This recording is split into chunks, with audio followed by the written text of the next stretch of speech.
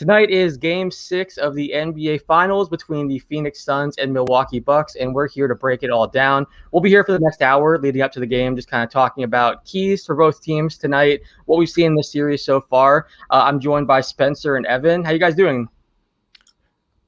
Doing great, man. Yeah, I was going to say, sporting some new gear, you know what I'm saying? Like, I know I see yours too, but I'm very happy with this shirt. This has some little bit of little Cavs retro feel to it, and that's why I went with it. But this is basketballnews.com. This is shop basketballnews.com right here.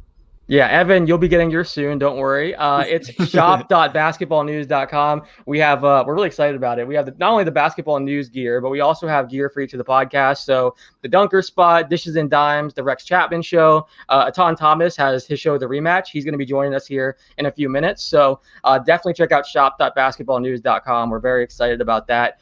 So let's start with this. We'll start with you, Spencer. What are some things that you're looking for tonight? Some keys to the game for both teams? So just from the Bucks side, just because I've been, covering that area pretty much the whole time throughout these finals, for me is, do they continue to have that same mental resilience and that mental toughness that they've shown throughout the postseason? So they're kind of in the driver's seat now, where they haven't really been in the playoffs to this point, except if for the first round. So they're the ones kind of like.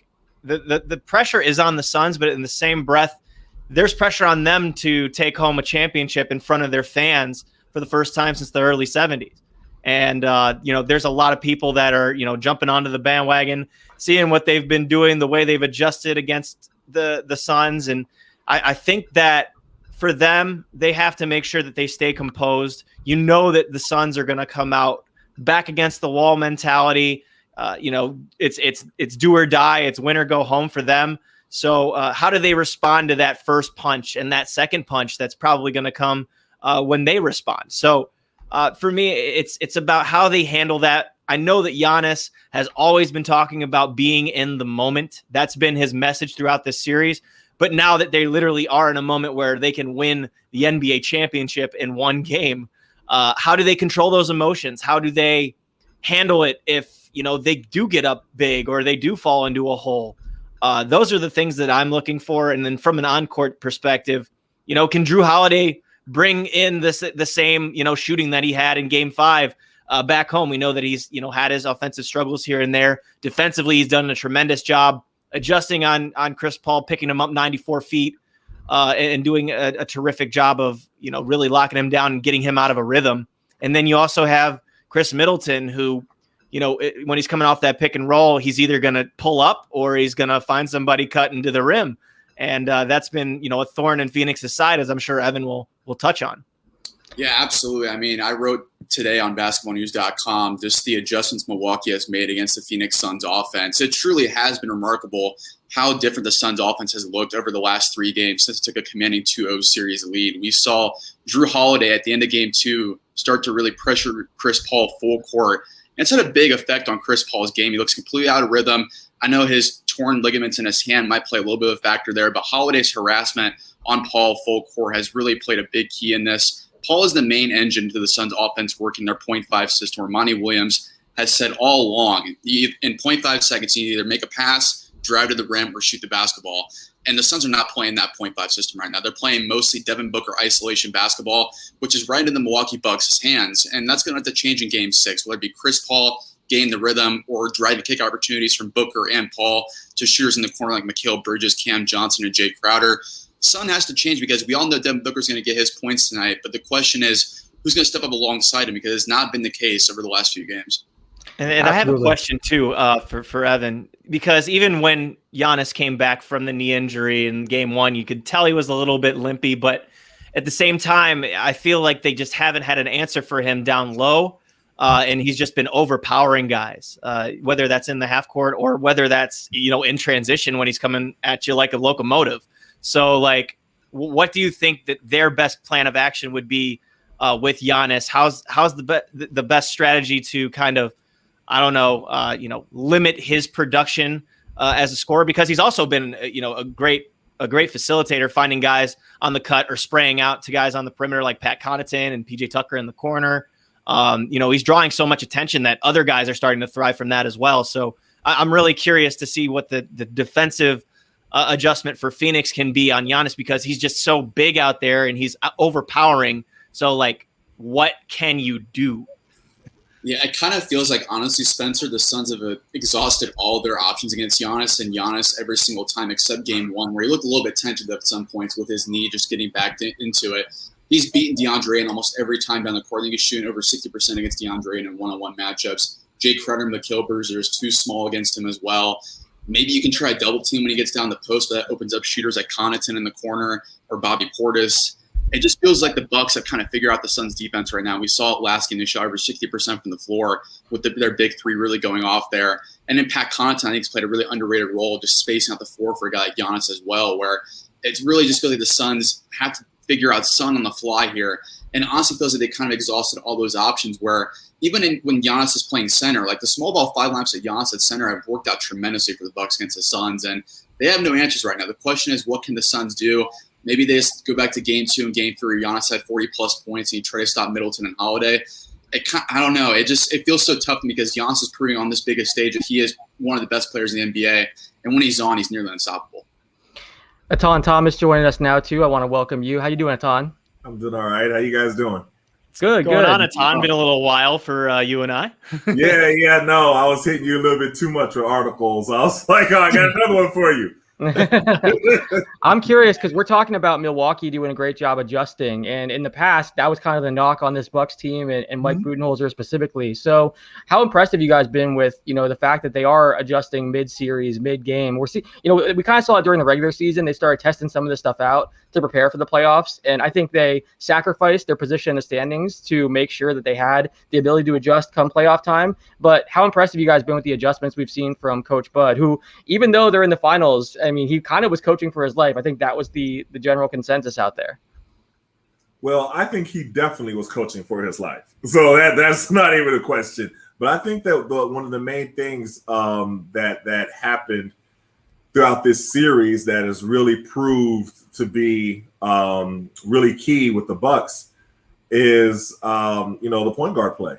I really do. It was really, when they first got Jrue Holiday, I was a big fan of his before, and I was like, yeah, he's going to be a tremendous asset to their entire structure. He's going to as far as setting up the team, setting up the offense, initiating everything, but really the way he plays defense. So even then you saw in the game, what was it, game 2, maybe, where he had a bad shooting night. It was like 4 for 20 or something like that, but you saw his defense was there. And in the last game especially, I mean, he bodied up Chris Paul everywhere he went. He looked like, like back in the day when you would see like the football players come out and play basketball with the guys, and they'd be like, bumping a little extra. You're like, wait, you're not on the football field. This is not. That's how Jrue Holiday was playing. And he was bumping him everywhere, initiating contact from the beginning, letting him run into his chest and back off. The one play that they keep showing where, he bumped Devin Booker twice, and then he got the steal and went down and then stepped back for the 3. That's all set up with the defense. I thought that has been a key point in this entire series has been him. And then when you couple that with the fact the way how he's been shooting the ball, I mean, he's really been a key factor. And of course, it's great to see people change the game in ways other than scoring. And I think that's what he has really done. For sure. I think it's interesting because Jrue Holiday is one of those guys that I feel like players have been giving him love and talking about how he's one of the best defenders, if not the best perimeter defender in the NBA for some time. But, fans continue to underrate him. I remember last year when we were doing our free agency shows and he got traded to Milwaukee, it seemed like players and some media members were talking about how big of a acquisition this was, and they were fans that were still saying, oh, they gave up too much, it's not that great of a deal for them, he's not going to make that much of an impact. I feel like for whatever reason he's been so underrated and still is, which is kind of crazy. So hopefully him performing like this on this stage, even though he has struggled offensively in some games, hopefully at least defensively he's getting the respect he deserves now. I would have to agree. And Etan makes a great point about that defense. It's just he's got Chris Paul just kind of out of sorts. You can just tell when he's coming off of those screens that he's kind of indecisive, and you never see that from Chris Paul. I think he's Right. forced 7 turnovers against him in the series.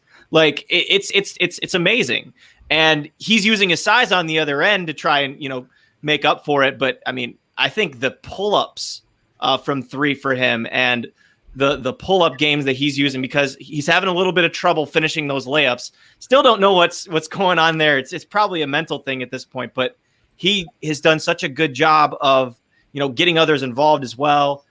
Drew has made such a huge difference. I know I think it was game 4, he came down with a huge offensive rebound to could keep a possession alive, and it was like a two possession game. Like it's those little plays and those little things that really make a huge difference. And he's even admitted to the media that he's tired as hell, just picking up Chris 94 feet, almost every possession. Right.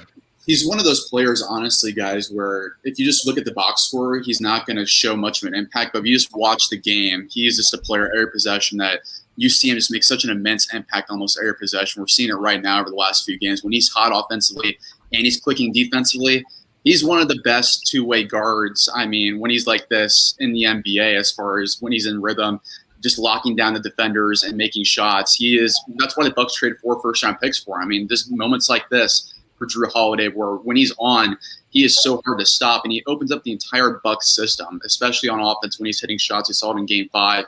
Opens up everything for Giannis. Opens up everything for Chris Middleton as well. I mean, I love Drew Holiday. I thought the price the Bucks paid last year was pretty steep, but I mean, he's showing it right now on the biggest stage that it looks pretty worth it so far. And how about the goal too, for him to rip that ball out of Booker's hands, go all the way down, and throw an alley-oop to Giannis in that moment? That was one of the most brave things I've ever seen somebody do in that position of the game. Where a turnover could have completely flipped it. Right. Yeah, no, I agree. I'm curious, Evan.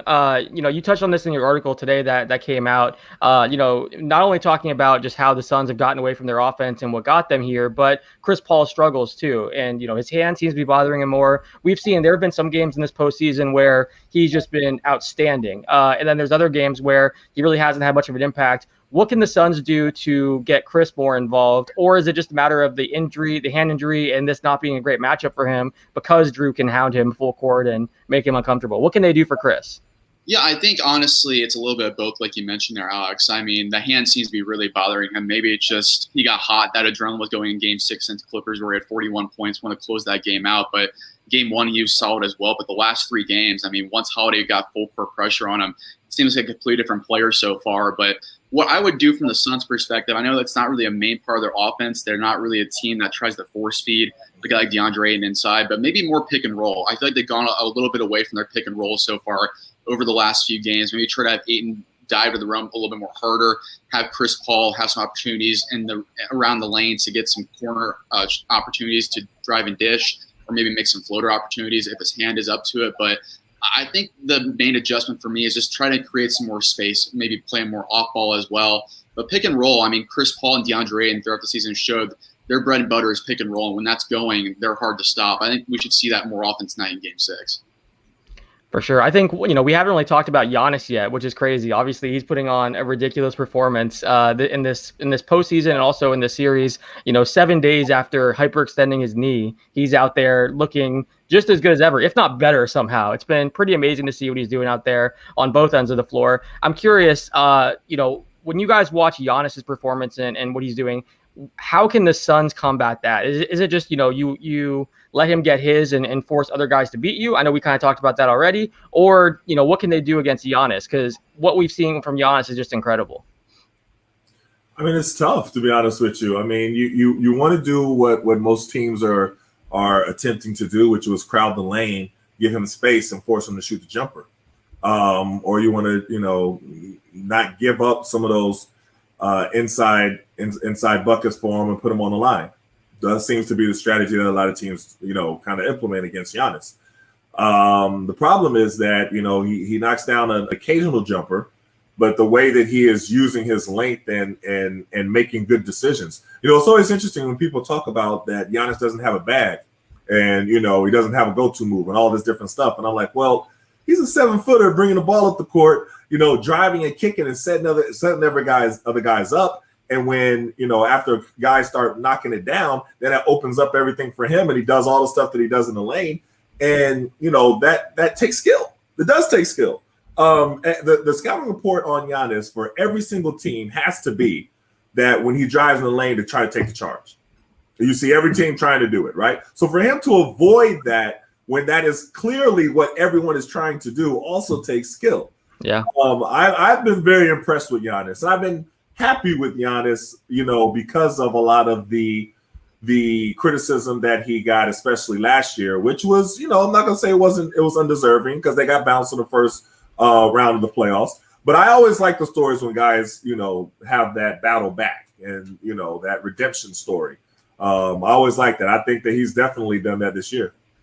And I kind of wanted to go off of that point too, Etan, as far as the skill goes. What about the off-ball skills? A guy who's able to cut, who's able to set a screen and then roll to the rim, high handoff catches, really make an impact as a screener and as somebody that just draws attention even without the ball, which is something that, not many players can do, especially at that size and having the same athleticism to do that while you have, a great shooter on the outside and scorer in Chris Middleton and, a plethora of weapons surrounding him. So I think that in addition to what he's able to do with the ball in his hands, I thought it was interesting to see a couple of jump hooks the other night as well that he's adding to his arsenal. That if he masters that and he masters the baseline turnaround from like 6 to 8 feet, then forget it. Because that's just the end. That's just the end. Other than forcing him to take threes, and he's starting to learn himself not to do that. Right. And to your point, especially the game when he played in Game 4, Devin Booker, the fact that the way that he had a lateral movement to go and leave his man and to address the drive, and then be able to recover and get back in the play to make the block. I mean that. Like, people don't understand how difficult that was. And in most times, a lot of cases, guys would make what you call like business decisions, right? You've heard that term being used a lot, to where he really put himself in a position to get dunked on. And so he would have been on the poster everywhere, everything like that. But he didn't even think about that. He just went for the play and he made the play. Like, that said a lot to me, to be honest with you. And to block a lob dunk, I mean, everybody except for Skip Bayless was absolutely impressed by that play. And that was all. I mean, I was so annoyed seeing that tweet. It's like, okay, you saw it, though. You know what I'm talking about? Yeah. It's like, okay, we get it. You need attention. You're trying to get people to respond to you. I hate that. But yeah, one thing that I'm curious, and Etan, I want your thoughts on this too. It seems like some NBA players have been kind of speaking out about this Bucks team, and they're crediting Chris Middleton more than Giannis, and it feels like fans are showing Giannis love, and I think you see he's having all these great moments during his press conferences too, and he just seems like such a humble, funny, nice superstar. People are really loving it. But like you've seen, I think CJ McCollum, a few of these guys have kind of spoke out. We've heard James Harden in the past say his game doesn't take any skill, he can just come down and dunk. Why do you think some players are maybe not giving him the credit he deserves? Is it because he doesn't have, because you just talked about it, he does have all those skill. What he's doing out there requires skill. Why do you think some players have been hesitant to give him the credit that maybe he deserves? Well, I think James Harden's situation was a little bit of sour grapes because he didn't get the MVP. I think that's really all that was. Yeah, they've always went at it. Really, he really feels like he doesn't have skill. I think he was just kind of a little sour that he didn't win. I don't really know what C.J. McCullough's criticism was or where it came from. I thought that was kind of interesting. But you can give Chris Middleton a lot of credit without having to down Giannis. I mean, Chris Middleton is playing terrific ball. What he's doing consistently, they're being able to knock that in. And you go back and look at how he even got to Milwaukee. He was kind of I don't want to say a throw-in, but he wasn't the main part of the trade. You know what I mean? Like he was somebody to make the numbers work. And the way that he has been able to work himself up. So even before that, it seemed as though they were trying to get Bogdanovic. Is that his name? They went to Atlanta and then it didn't work out with Bogdanovic. Bogdanovic, right. So they was trying to get him to Milwaukee to kind of play that role that Chris Middleton is playing right now. But Chris, he's played roles to every occasion. He's played consistently. He's looked great. So, I think he's definitely, been a key factor. I wouldn't go as far as to say the MVP. I wrote an article and said I think that I went out on a limb. You know what I mean? I didn't think I was going to get a lot of people that agree with me, but I said that, I thought that Giannis should have been the MVP, win or lose. And I know that that's only happened one time in the history of the NBA, and that's when Jerry West won it. And I do think that LeBron should have been the second time that it happened in 2015 when everybody was hurt and he won it. But I'm looking at Giannis, and he is leading every team in every category. Like that's a great stat. Like he's dominating. So that's why I made that case. Some people agree with me, but a lot of people are like, nah, you can't do that. I'm glad we can pick up two players at once instead of tearing them down and putting them against each other. That just seems to be the good thing to do these days, huh? Right. Yeah. Because it gets reactions on social media. It's the same thing as Skip Bayless tweeting. I want to talk about your article, Etan, though, because I feel like I see your point, and Giannis has been incredible. And he also has like the narrative on his side, the fact that he came back from the injury, like all those little factors that the voters love. He does check those boxes, but I don't think we'll ever see that again where a guy in a losing team. I don't think so, because like you said, it's happened once, and it was the very first ever Finals MVP award. Right. We've seen some amazing performances. You mentioned LeBron, and it feels like the voters just don't want to do that. So I'd be surprised if we saw that ever happen again. It feels like the voters today just don't even consider a player on the losing team. It would take a ridiculous performance for that to happen, I think. And what we've seen from Giannis has been incredible, but even that, I'm not sure it would happen. Maybe I think your argument was like it should happen, not it would happen. Yeah, but right. I just don't think we'll ever see that again. What do you guys think? Unless Devin Booker scores 70 or 80 points, that's got to be something like that for that to happen. But I think in the near future, I totally agree with you there. I just think that was such a special case when that occurred. And unless someone just has a monster performance where they put the whole team on their back and it's a close 6-7 game series down the line, I just don't see it. That's such a special case that we saw beforehand. You'd also need the other team to be just completely balanced and not have anyone really stand out as far as like being a main star. It would have to be like, this superstar took it to 7 games, had ridiculous stats, led everyone, and the other team that you lost to has like a, Detroit Pistons-esque lineup where you have like 4 guys that are all contributing equally and there's not one star. I think something like that, maybe, but even that, I just have a hard time believing they would go with a guy in the losing team. Like we saw Andre Iguodala get it for his contributions as like a role player defensively. It feels like they really want to reward the winning team these days, but I see your point. But that year, LeBron literally won. He was leading in every statistical category. That's the year I was talking about where Iguodala won it. And because I think Kyrie was hurt and I think Kevin Love was hurt. And he just took it all upon himself. I think that he could have won. And that's nothing against Andre Iguodala. He played terrific that series. But LeBron, I think he could have won it. Yeah, I'm curious. We talked a little bit earlier about, keys for both the teams. Spencer's been doing a great job at Basketball News covering the finals from the Milwaukee Bucks angle. Evan, you've been credentialed going to all the Suns games. So we talked a little about keys for both teams. Etan, you weren't here for that conversation, so I'm curious. What are some of the biggest takeaways you're looking for tonight? What are some of the keys that, for both these teams? Wow. Well, I think that what we're going to see from the Suns, their execution is probably going to be a little bit different. And I don't think they're going to – I wouldn't imagine that they go as much one-on-one, even though Devin Booker really had it going. I think that you're going to see something a little bit different. I think you're going to see Chris Paul try to set people up. It's interesting because if he doesn't have it going, do you stay with Chris Paul? And that's a question that I want to ask before we even go any further, because if he's Chris Paul, you know what I mean? But if he's struggling, if he doesn't have it going, they have another capable point guard that's been playing well. What do you do in that situation? I think you have to stay with him. Wait, Evan, go ahead. No, I agree. Chris Paul's gotten to this point already. It's a thought I never would have imagined this season that the Suns would be in the NBA Finals from where they were even a year or two ago.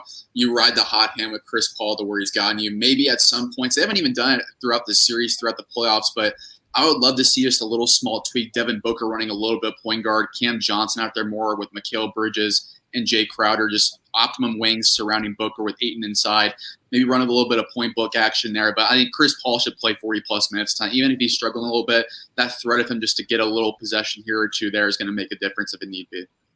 Imagine 2 to 3 years ago, I told you we'd be having a debate whether you should bench Chris Paul for Cam Payne in the NBA Finals when like Cam Payne was out of the NBA, got cut from his team in China. Like props to Cam, even though we're saying this just thing with Chris, he's had an amazing story here, amazing turnaround. I talked about it before on one of these live streams, but there was like a Chicago Bulls coach that came out and said within 5 minutes of the practice, they knew he wasn't an NBA player. Right. Then he gets cut in China, and then now to be playing this well in this postseason and shining on this stage, and even making this a conversation says a lot about just how far he's come. So props to Cam Payne. I'm curious. There's been a lot of talk about the officials and their impact on the series, and actually here we got some people in the chat mentioning as well. Scott Foster. He has some history with Chris Paul. I believe if I have the stat correct, his teams or when he's officiated games, Chris Paul's teams are 1-12. Etan, as a player, are you thinking about that at all when you are in a playoff series and you're seeing which officials are popping up? And have you ever had situations where you or teammates were butting heads with an official and there was it felt like there was a grudge that was, affecting the series long term? It's interesting. I remember my rookie year watching MJ check who was officiating the game. It was like, we got him. Like, I never thought about the officials. Yeah. But also, I didn't ever talk to officials. I always thought it was a waste of energy. But now the game is a little bit different where you see guys literally every call, every play, they're talking to the officials. They're doing like that. I'm like, just play ball. It's like frustrating to see. But yeah, it's a different NBA. But yeah, I don't know. That's a very interesting stat. And I've seen people talk about that stat quite a bit. I don't know. I don't know. I mean, I have to really see, and I don't. I'll say this. I love the way the officials allowed them to play physical the last 2 games. I like that myself. I'm a little bit old school, so I like the physicality. I don't like the every time somebody touches you, they go like that, and then it's a foul. I like so that's probably why I like Drew Holiday and the way he was playing defense the whole time, because I like that. It was almost like he was checking him every time. Like, like back in the day with Oakley, and then when somebody comes across the lane and you check them, that's like what Drew Holiday was doing every time, Chris Paul would get by, everything like that. I thought that was great.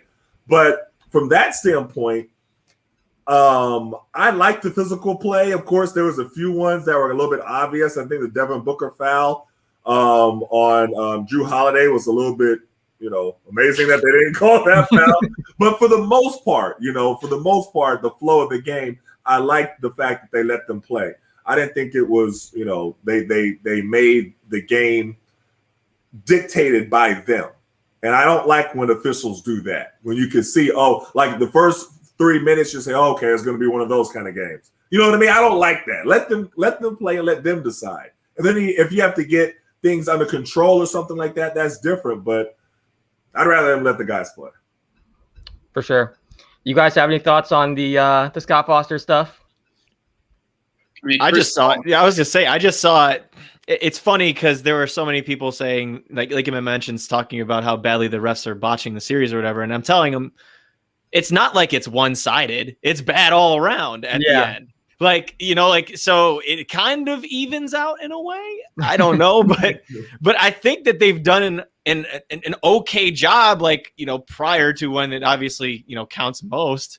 So that probably is a little bit of a moot point, but I think that they could do a little bit of a better job as far as, not giving Giannis some touch fouls, like when he's down in the post and someone's trying to literally body him up. I've seen a couple of those that have gone against the Suns that I wasn't particularly a fan of, but otherwise Devin Booker has gotten away with a couple of really egregious ones. As Etan just mentioned, the one that was on the fast break in Game 4.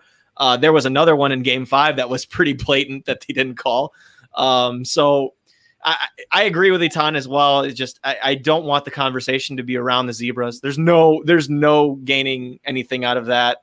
It's been a really physical, good series, and seeing the adjustment that the teams have been making has been really entertaining. And the last 2 games in particular have been really close and really, really good. So hopefully that continues tonight, and we'll see if we get a winner.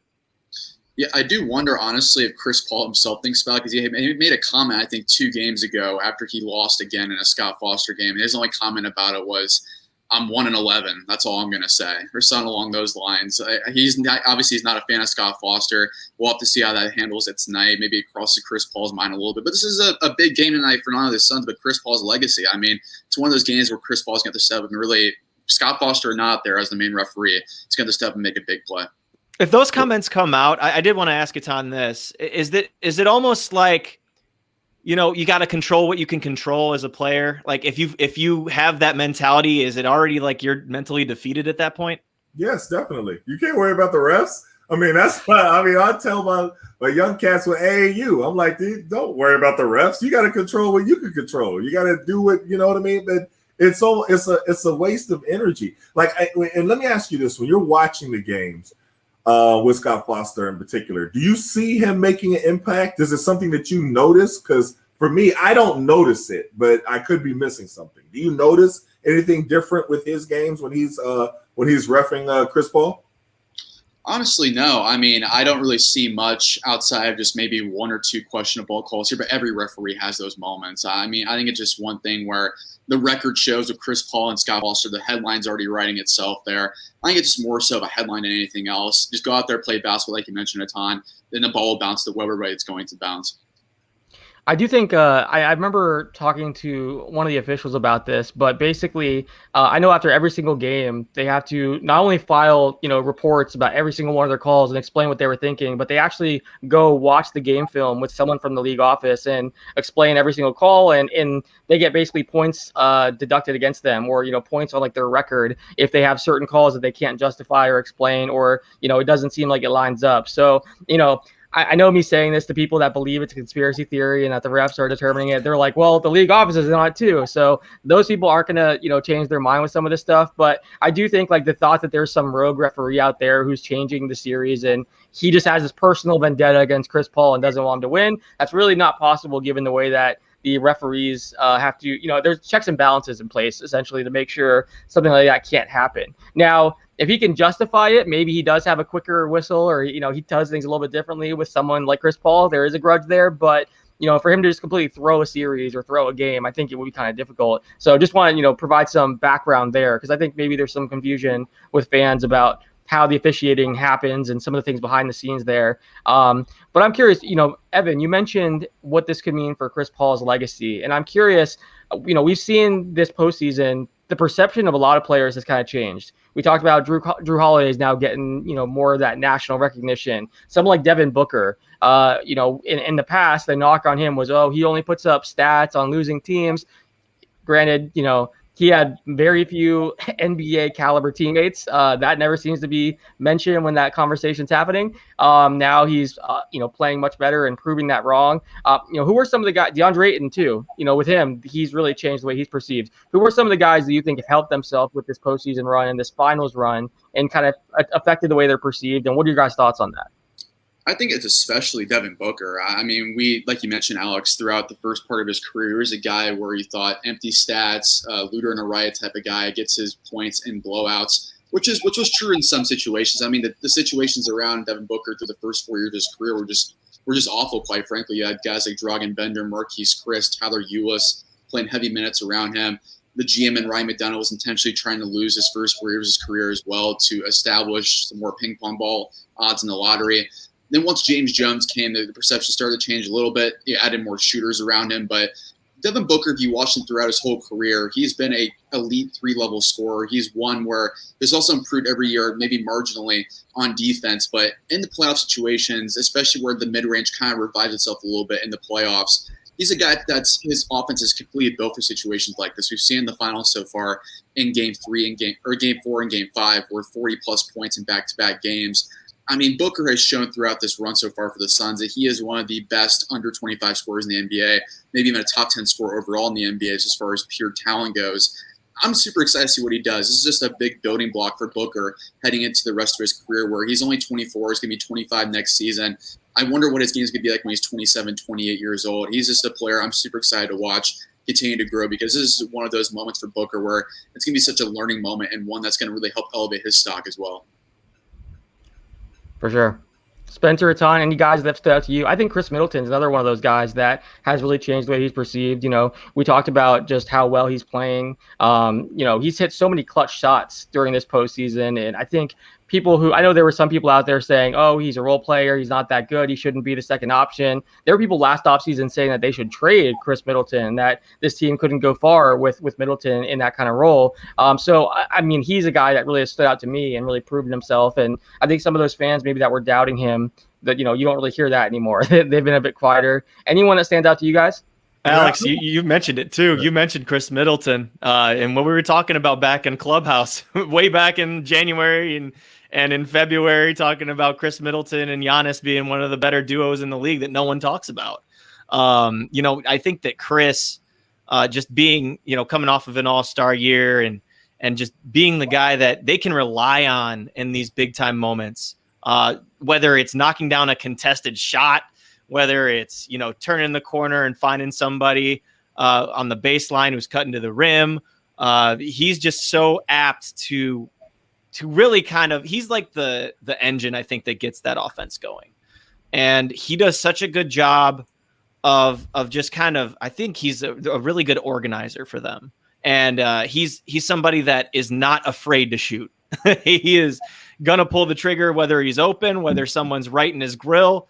And more or less in crunch time, somebody that's just going to rise up over you and live with the results. And I think that that's why he's been such a good player, mentally resilient, someone who's gone through the ringer with Giannis and with Coach Bud and with, Pat Connaughton and Brooke Lopez, going back to 2019, but specifically with Giannis and Middleton going back, 5-6 years to get to this point. And all of those series in which either they led or had trailed, they've experienced all of this. So being the ones that have the advantage and are now a game away from bringing the Larry O'Brien home in front of their fans at Fiserv Forum, I think that, they're going to come out and be ready for what the Suns are going to throw at them, because it's going to be loud and it's going to be really, really aggressive out of the gate. I think that Cameron Johnson has played. We already talked about Cameron Payne. I'm definitely happy for him. I think Cameron Johnson has done a great job as well. Every time I see him on the floor, he knows what he's supposed to do, and he's executing plays. He's executing on both ends of the floor. Beyond just the great dunk the other night on who was it? He tried to take the charge. I can't think of his name right now, but he. Yeah, it was definitely PJ Tucker. All right, PJ Tucker. And beyond that though, just overall his play, I thought he's played very well. But I'm really happy with DeAndre Ayton. I always mention my big man bias when we have these programs. I'm gonna give a big man a lot of love. A lot of people were questioning, his position in the draft. There are some very quality players that were drafted behind him, and I like the fact that he's kind of shown his worth and shown his place with his play. And it was, with big man, it's kind of tough sometimes because depending on the right situation, you're either going to be looked at as a flop or a bust or something like that. But this run that Phoenix has had has really given him the chance to really show and blossom and show what he can do. And I think he's shown a lot of people, and raised a lot of eyebrows. I remember, what game was it where, him and Chris Paul had an obvious connection, and he was telling him he's going to give him the bag this summer, get this man paid. Like, I love that. I love the part where his head was down for 1 minute and you saw the interaction with him and Monty Williams and how he was picking him up. And that just shows, a credit to Coach Monty Williams. And everybody that knows him speaks very highly of him. And so really happy for the success that he had and the impact that he has on the players. But just seeing all of that, I'm really happy for all those guys. For sure. I do want to announce we have a giveaway that I want to mention. We're giving away a Devin Booker autograph photo. If you guys want to enter for that giveaway, go to basketballnews.com/sweepstakes/Booker. And basically, if you subscribe on YouTube and download our app, then you are entered to win. And we're going to pick the winner here in about 2 days. So go check that out, basketballnews.com/sweepstakes/Booker, and you can enter to win a Devin Booker autograph. Anything else stand out to you guys that we'll obviously get to predictions here in a second, but Spencer, you've been, on the Zooms with the Bucks players. Again, Evan, you've been in the building. Anything that you guys are hearing from these players or any storylines that you want to discuss? I think from the Suns side of things, heading into tonight's Game 6, that Monty Williams mentioned a post-game after their crushing loss last game was just had the mentality of getting the Bucks back on the plane to Phoenix. It's that desperation mentality. Monty's mentioned this throughout their postseason run, especially over the last 3 games, where their desperation level seems to be at an all-time high, and especially in a winner-go-home game tonight. Cameron Payne also echoed that sentiment this morning from the media, where it's almost like the bubble over again. The Suns had to go 8-0 to have any chance of making the playoffs last year.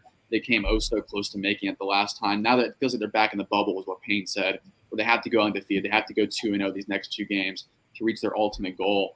And it's just one thing where Spencer mentioned it earlier in the show, where Phoenix is going to come out with a huge sense of desperation, and I think an early punch or 2 against the Bucks. How are the Bucks going to respond to that? How will Phoenix also keep that going throughout the whole 48 minutes? Because the Suns will start out hot. I think there's going to be a moment where the Suns do lead this game early on. The question is, can they maintain it throughout the game? Because they're going to obviously be the more desperate team. The question is, how does Milwaukee respond to that? Well, you saw that the last game, though. Phoenix came out and really punched them in the mouth in the beginning. It looked like it was about to get a little bit out of hand, and then Milwaukee just continued to fight back, and that's one of the testament to them. They didn't get rattled. When the Phoenix came out red hot last game, and they were getting steals, and Milwaukee was turning the ball over, but they didn't get rattled at all. And I thought that was really impressive because that's not the same Milwaukee Bucks team that we saw last year. This is like a completely different unit, and that's something where I think you're absolutely right. The beginning of this game, Phoenix is going to come out fired up because their back is against the wall. And if we see Milwaukee have that same poise, with their crowd supporting them, it should be pretty good for Milwaukee, to be honest with you.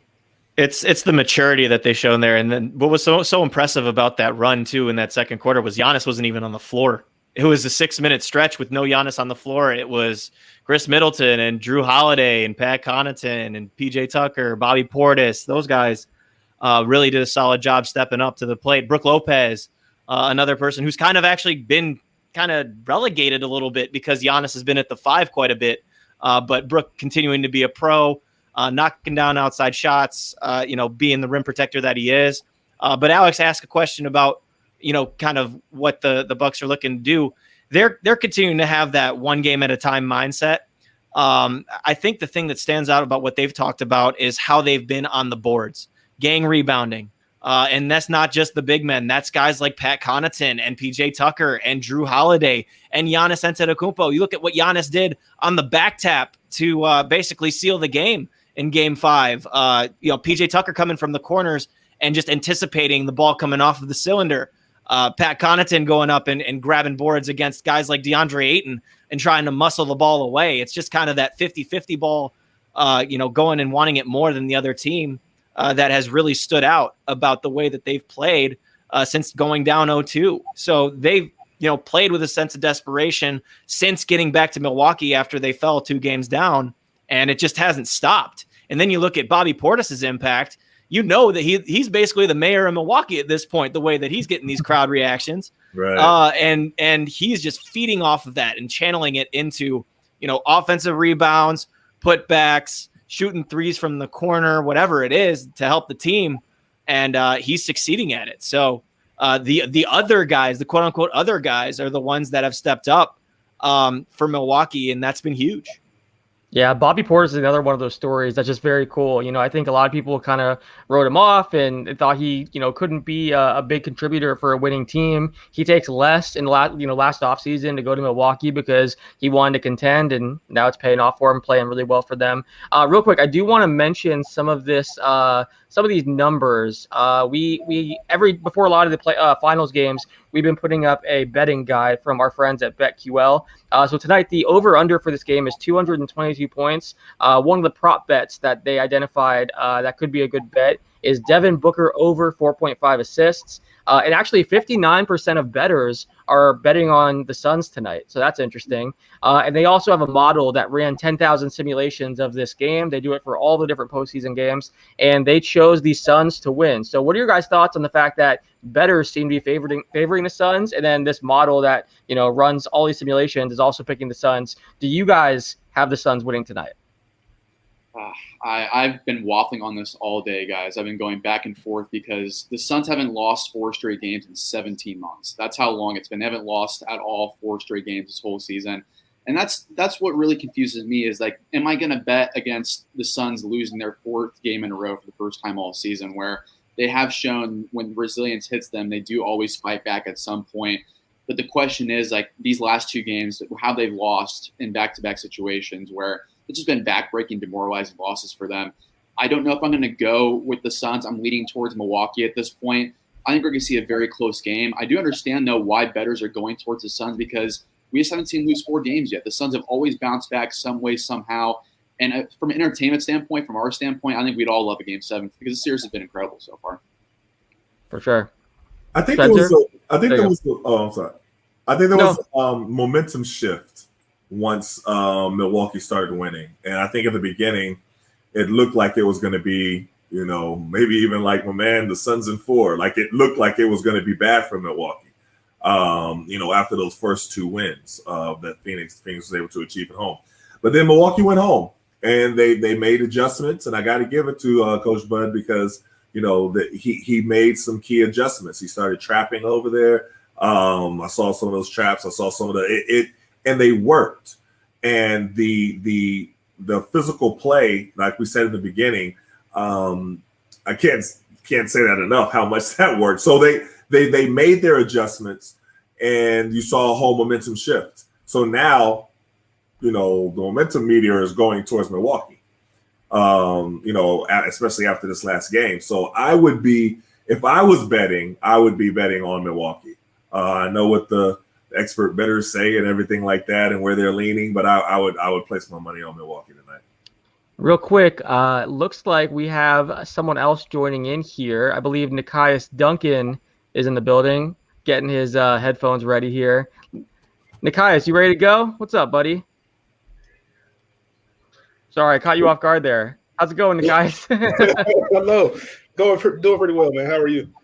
Good. I do want to plug the fact you guys are going to be doing a live post-game show tonight, correct? We will be potting, yes, sir. Look at that. Look at the merch. Look at the merch. Look at that. You have to adjust the shirt a little bit, Yeah. That basketball news merch, Dunker Spot merch. Go to shop.basketballnews.com to order the new merch. We're very excited about it. It just came out very recently, so check that out. Etan, we got to get you your the rematch shirt, bud. Yeah, give me one. Yeah, it looks good. For sure. So, Nikias, we were just talking about our thoughts for tonight. What do you think? I guess let's get right to your prediction because we only have about 10 minutes here. Who do you have winning tonight? I have Milwaukee winning tonight. I think it's done.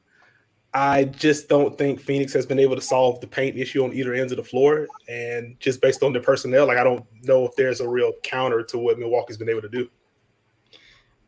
Yeah, I think I also have Milwaukee. I would love to see Phoenix win because I really want a Game 7. I think that would be amazing. It'd be so much fun. But, yeah, I think the adjustments we've seen from Milwaukee have really worked. It's been incredible to watch. Nikias, we were talking about that earlier, just the adjustments. And, to think that Mike Budenholzer, a year ago, the knock on him was he didn't adjust, and that was the big thing. But you've been saying all season, I got to give you credit. I remember we were on a Clubhouse at the beginning of this season with some other people that said Milwaukee wasn't a real contender. And these were, ESPN employees, former players, people saying that there was no chance that Milwaukee could contend this year because we hadn't seen it, and they don't make adjustments. And you said during the regular season, we started to see them making those adjustments and, practicing for the postseason essentially. So how impressed are you with the adjustments we've seen from Coach Budenholzer and this team, because since that's really against what we've seen from them in the past?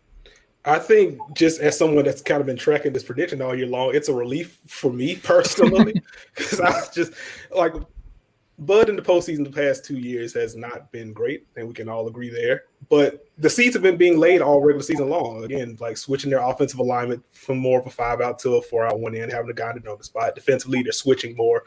And they were just kind of laying the groundwork. So once they got into the postseason, they can make the adjustments that they needed to. Because going back to like last year in particular, not only they didn't make the adjustments they needed to, like switching up coverages in there, but like they also just didn't have practice doing so. So the fact they spent the entire regular season kind of prepping for this was big on their part. That's why like their defensive rating slipped from like number 1 to number 9 or whatever it was. The offense slipped from last year, but you could see them doing different things, and that's all played off. The Brooklyn series, the way they switched up their coverages throughout this finals run, they started the series switching, and then figured out that wasn't going to work. So they go back to their drop, mixing in more help, more tags at the elbows and at the nails. It's kind of disrupted things, the full court pressure they've done to Chris Paul, taking them out of rhythm. Like everything has added up to now Phoenix has, like they've shot the ball well, but they haven't really played well, if that makes sense. Like they're living on a tough shot diet right now. Milwaukee's just grinding them out on the other end, and now I don't know what Phoenix does from here. Well, that was my next question for you, because Evan wrote a great article today just talking about that exact thing, that basically Milwaukee's forced Phoenix out of their offense that's worked so well all year, and they're not moving the ball like we've seen in the past. They're not having the balanced attack. Instead, we're seeing all these different ISOs and Devin Booker, scoring the ball a ton. But after every game, you can tell Monty Williams and all these guys are saying we need to move the ball more. We have to get back to our offense. But the adjustments have worked so well. So what can Phoenix do? I just don't. That's why I have Milwaukee tonight, because I really don't have that answer. Nikais, if you were on that coaching staff, and then we can take it to the rest of you too. But what can they do to try to counter here? I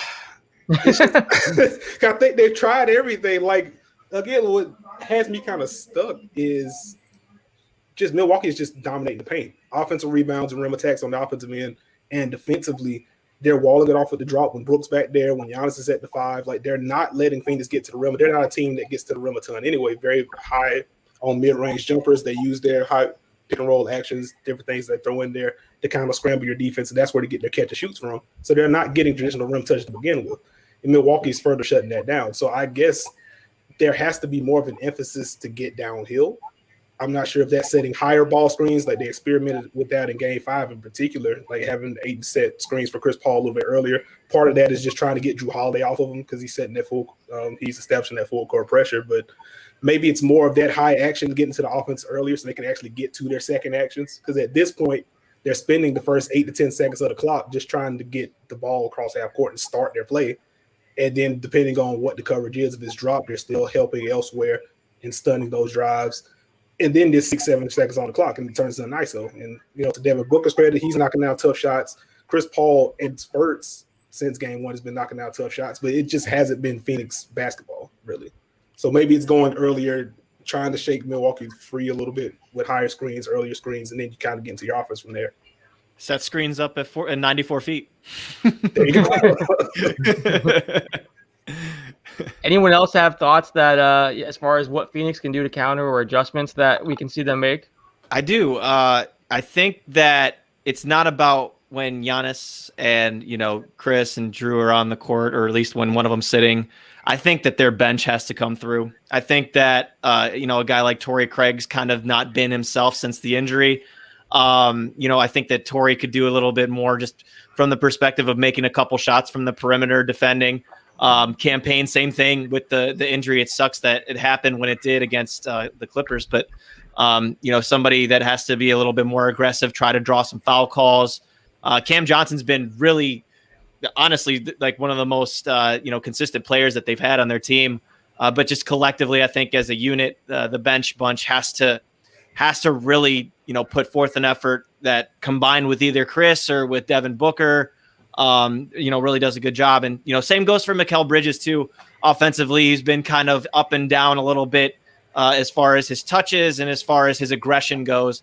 I think he's got to take, at least 8 to 10 shots tonight in order for them to kind of keep Milwaukee off balanced and try to find another source of offense. Bouncing off your point there, Spencer, I tweeted this out a few days ago. It really just kind of shows when the Suns' offense is kind of moving at full speed and full rhythm. They are really hard to stop. When Mikal Bridges takes 10 shots, at least in the playoffs, they're 10-0. When he takes under 5 shots, they're 0-5. So that kind of just shows you if Mikal is aggressive. They do a lot better when he's within the flow of the offense. I want to see Mikal be more aggressive tonight when he is kind of in that mode. If he wants to shoot first instead of being a little bit more passive, the Suns do a little bit better when he's in that mode. If they get game 2 Mikal Bridges tonight, it's really going to make a difference for the Suns where they could force a game 7. Great point. We have 5 minutes till tip-off. Then we're going to jump off here. We appreciate everyone hanging out. I do want to plug the 2 things we mentioned before. The store is open now, so shop.basketballnews.com. We have not only the basketball news merch, but also all the different podcasts. So the Dunker Spot, Dishes and Dimes, the rematch with Etan Thomas, the Rex Chapman Show. Go support your favorite podcast by grabbing one of these shirts. And then we also have the Devin Booker autograph giveaway. Go check out basketballnews.com/sweepstakes/Booker, and you can enter to win a Devin Booker autograph. So we appreciate everyone hanging out. Any predictions for tonight as far as the score? Is anyone predicting a blowout? What are you guys thinking as far as the score tonight and whether this is close or not? You want to go first, Spencer? Okay. I'll take the Suns plus the points, but I'll take Milwaukee winning. How about that? All right. It's later in the series. Let's go 107 to 103. I like the face. Yeah, sure. Felt good about that one. Etan, you want to go next? What do you think? I mean, I can't give you the number, but I think I'm not as good as Spencer at doing that part. But I think Milwaukee takes this. I think they're gonna win. I think they're gonna take advantage of the momentum, like we said before. I think they got the crowd. I think it's going to be a great game. I don't think it's going to be a blowout, but I think Milwaukee's going to win. Evan? I think it's going to be a very close game throughout, like you guys have mentioned. I'm going 116 to 112 Milwaukee. I think it's going to be very close. Giannis gets it the last laugh at the end. Chris Middleton as well. Nakai's been hammering this home throughout the series. I mean, from Chris Middleton, he's been so close throughout the series where when he makes those shots at the end, it truly is cash money. Nikias, I see your face there. I see you. I'm sold. That's all I need to hear. Nikias, you did a great. We did an article talking about like which player we're higher on in the consensus, and you said that you were on Chris Middleton Island very early. When did you first get on Chris Middleton, the bandwagon over there? Would have been after the 2014-15 season. So this is just amazing for you. You're loving this.